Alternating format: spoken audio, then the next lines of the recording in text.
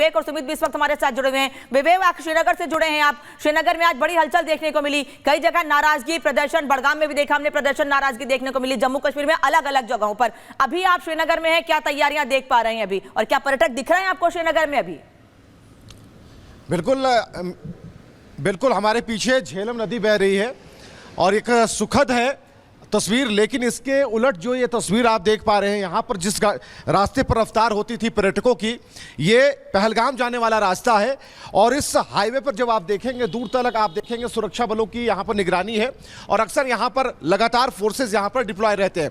दूसरी तरफ पहाड़ है, ये जो पूरा एरिया है यहाँ से पहाड़ शुरू हो जाते हैं, यानी कि सैलानी जिन चीज़ों को देखने के लिए आते हैं वो बिल्कुल यहीं से शुरू हो जाता है। अब सवाल ये है कि इसका कैसे हल निकाला जाए। जिस बयानबाजी की बात कर रही थी आप, वो एक पॉलिटिकल एजेंडा है। वो पॉलिटिकल एजेंडा जो कि लाल चौक पर दिखा, वहां हमें रोकने की कोशिश की गई, रिपब्लिक भारत के कैमरे को धकेलने की कोशिश की गई कि आप यहां पर तस्वीरें नहीं दिखा सकते। लेकिन वहां के लोग जो थे, जो दुकानदार थे, वो नाराज थे। वो कह रहे थे कि नहीं, आप सच्चाई बयां कर रहे हैं, आप सच्चाई दिखा सकते हैं, इसके लिए पूरी स्वतंत्रता है आपको, और हम कहीं से भी आतंक को प्रश्रय नहीं देंगे, आतंक को सपोर्ट नहीं करेंगे। जिसने भी किया, आप समझिए कि वहां के दुकानदार जो लाल चौक पर हैं, उनका कहना था कि जितने भी लोग इसके पीछे हैं उनकी गर्दन काट करके लाल चौक पर टांग देना चाहिए। आप समझिए उनकी भावनाएं कैसी थी, यानी कि कश्मीरियत, इंसानियत, इन सभी चीजों का हवाला दिया जा रहा था और यह कहा जा रहा था कि हम बदनाम नहीं होने देना चाहते। विवेक, आगे बात करेंगे आपसे और सुमित वापस आपके पास भी लौटेंगे। अनंतनाग से सुमित हमारे साथ जुड़े हैं, उनसे भी बात करेंगे, लेकिन तस्वीर आपको दिखा देते हैं। इस हमले के बाद जिन लोगों ने हमला करने वालों को देखा है, उनका स्केच जारी किया गया है।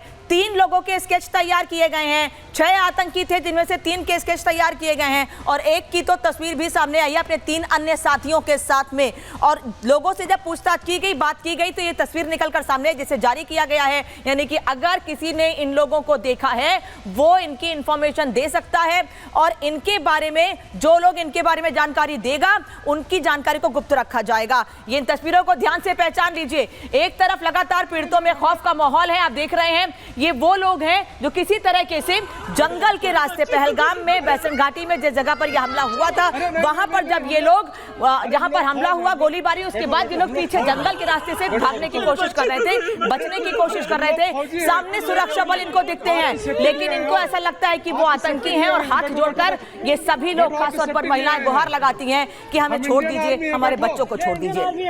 आप लोग कहां से आए हो? कहां से आए आप लोग? आपके बच्चे कुछ नहीं करेंगे, थोड़ा बताइए। हुआ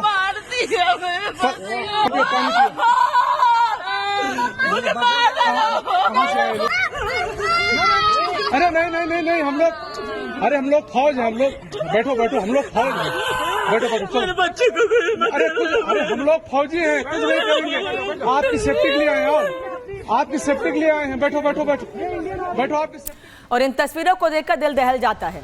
ये लोग जो परिवार के साथ खुशियां मनाने के लिए गए थे, जीवन भर का दुख अपने साथ लेकर आए हैं और एक डर का माहौल भी इन लोगों में हो गया। लेकिन कई लोग ऐसे हैं, उनका कहना है हम डरे नहीं हैं, हम में गुस्सा है और इस गुस्से से पाकिस्तान को सबक सिखाएंगे, बदला लेकर रहेंगे। लेकिन पहलगाम हमले पर एक बहुत बड़ा खुलासा रिपब्लिक भारत कर रहा है। क्या खुलासा है ये आपको बता दे रही हूँ। पहलगाम हमले में कुल 6 आतंकी शामिल थे, जिनमें से 3 के स्केच भी जारी कर दिए गए हैं। पीर पंजाल के रास्ते आतंकियों की घुसपैठ की बात सामने आ रही है। हमले में पाकिस्तानी आतंकी भी शामिल है, क्योंकि ये पाकिस्तानी भाषा में आपस में बातचीत कर रहे थे, पश्तो भाषा में बात कर रहे थे। 2 आतंकी और उनके साथ 4 लोग और थे। इनमें से कुछ तो ऐसे थे जो सेना की वर्दी में आए हुए थे, सेना की वर्दी पहनकर आए थे और ताबड़तोड़ गोलियां बरसाई, धर्म पूछकर। पहले धर्म पूछा गया, फिर ताबड़तोड़ गोलियां बरसाई गई। आतंकियों के पास AK-47 राइफल भी थी, जिससे लोगों पर प्रहार किया गया, जिससे लोगों पर हमला किया गया। आतंकियों ने 200 से ज्यादा राउंड फायरिंग की थी, जिसमें कई लोगों को सिर में गोली लगी है, किसी को पेट में गोली लगी है, तो कई लोगों को गंभीर चोटें आई हैं, अस्पताल में भर्ती कराया गया है। हमले के बाद जंगल की ओर आतंकी भाग गए हैं और अब उन्हीं जंगलों में इनकी तलाश की जा रही है। ड्रोन के जरिए इनकी तलाश की जा रही है, साथ ही अलग अलग जगहों पर इनकी तलाश की जा रही है, जिससे कि जल्द से जल्द इनकी जानकारी मिल सके और इन लोगों को वो सबक सिखाया जाए जो जिंदगी में इन्होंने सोचा भी नहीं होगा। क्योंकि भारत ने तैयारी पूरी कर ली है। ड्रोन के साथ साथ सब जगह पर सुरक्षा बल, एक तरफ ड्रोन नजर रख रहा है, वहीं जगह जगह पर सुरक्षा बल तैनात कर दिए गए। सर्च ऑपरेशन पूरे इलाके में लगातार जारी है। अब आपको बता दे रहा है कि नापाक प्लान सबूत दे रही है, गवाही दे रही है, सबूत दे रहे हैं, गवाही जो है वो सबूत दे रही है। 5 फरवरी 2025 को रावलकोट में ये आतंकी जुटे थे। धीरे धीरे कैसे कड़ियां जुड़ती जा रही हैं ये आपको बता रही हूं। 16 अप्रैल 2025 को मुनीर ने जहर उगला था। उन्होंने उस शख्स ने हिंदू मुस्लिम की बात की थी और उसने साफ तौर पर कहा था कि हम हिंदू नहीं हैं, और इसी वजह से इस हमले को आसिम मुनीर के बयान से जोड़कर भी देखा जा रहा है। 18 अप्रैल 2025 को सैफुल्लाह की प्लानिंग का एक वीडियो भी सामने आया है, वो वीडियो भी आपको दिखाएंगे अभी। इसके बाद 20 अप्रैल 2025 पीओके में हमास कमांडर के होने की जानकारी मिली थी, बाकायदा बैठक की गई थी और इस बैठक में बड़ी प्लानिंग की गई थी। इस तरह के से ये सबूत सामने आ रहे हैं, एक एक करके कड़ियां जुड़ती जा रही हैं पहलगाम में हुए इस हमले की। हमारे साथ सहयोगी केवल कश्मीर से ही नहीं जुड़े हुए हैं, बल्कि मुंबई से और करनाल से भी हमारे सहयोगी जुड़े हैं। मुंबई जहां पर शव पहुंचे हैं उन लोगों के जिन पर पहलगाम में हमला किया गया, और करनाल विनय नरवाल का शव थोड़ी देर में परिवार के पास पहुंचेगा, वहां से सुमित झा जुड़े हुए हैं। मुंबई का रुख करते हैं। सत्यप्रकाश, क्या देख पा रहे हैं अभी, कितना और इंतजार?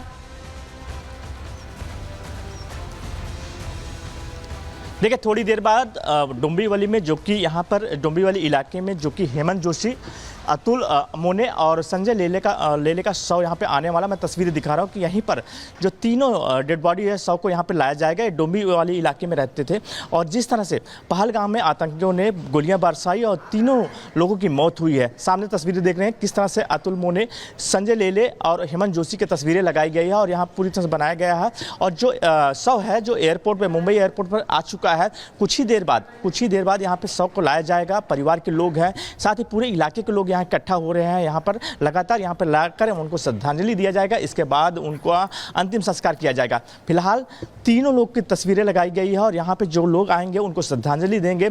यहाँ के जो लीडर हैं वो वहाँ पहुँच रहे हैं, लगातार आसपास के लोग पहुँच रहे हैं और लोगों में रोष है, लोगों में गुस्सा है कि जिस तरह से पाकिस्तान का लगातार नापाक इरादा, कहेंगे जिस तरह से पाकिस्तान से आए आतंकियों ने जिस तरह से हमला किया, जो जिस तरह से 3 महाराष्ट्र के 6 लोग की मौत हुई है, 6 लोग की मौत हुई है, जो कि मुंबई के सटे हुए डोंबिवली इलाके के 3 लोग की मौत हुई है। जिसके बाद यहाँ पर लोगों को लाया जाएगा, शव को लाया जाएगा और यहाँ पे अंतिम संस्कार का जो प्रक्रिया शुरू होगा। लोगों में काफी दिखाई थी कि पहलगाम में मारे गए लोगों के शव मुंबई एयरपोर्ट पहुंच चुके हैं। थोड़ी देर में उनके परिवार के सुपुर्द उनके शवों को कर दिया जाएगा। लेकिन वहीं दूसरी ओर मुंबई में श्रद्धांजलि सभा का आयोजन भी किया गया। मुंबई में भी लोगों में गुस्सा है। करनाल से इस वक्त हमारे साथ सुमित झा भी जुड़े हुए हैं। करनाल, विनय नरवाल का शव थोड़ी देर में करनाल पहुंच जाएगा। सुमित, क्या जानकारी मिल पा रही है? बिल्कुल, अब से कुछ देर बाद यहाँ पर विनय नरवाल, जो कि इंडियन नेवी में लेफ्टिनेंट थे, उनका शव, उनका पार्थिव शरीर यहाँ पर लाया जाएगा। कुछ ही देर बाद खबर ये है कि हरियाणा बॉर्डर के आसपास है और चूंकि ग्रीन कॉरिडोर के जरिए उस पार्थिव शरीर को लाया जा रहा है। इंडियन नेवी के ऑफिसर्स ने दिल्ली एयरपोर्ट पर उन्होंने रिसीव किया था और यहाँ पर भी कुछ देर पहले इंडियन नेवी के ऑफिसर्स पहुँचे थे। जो करनाल में मॉडल टाउन के पास शमशान घाट है, वहीं पर अंतिम संस्कार किया जाएगा। अंतिम संस्कार की तैयारी है। वहीं पर गार्ड ऑफ ऑनर भी दिया जाएगा, जो कि इंडियन नेवी में लेफ्टिनेंट थे। आप देख सकते हैं मेरे पीछे जो समाज के लोग हैं, आसपास के लोग हैं, वो लगातार सुबह से आ रहे हैं।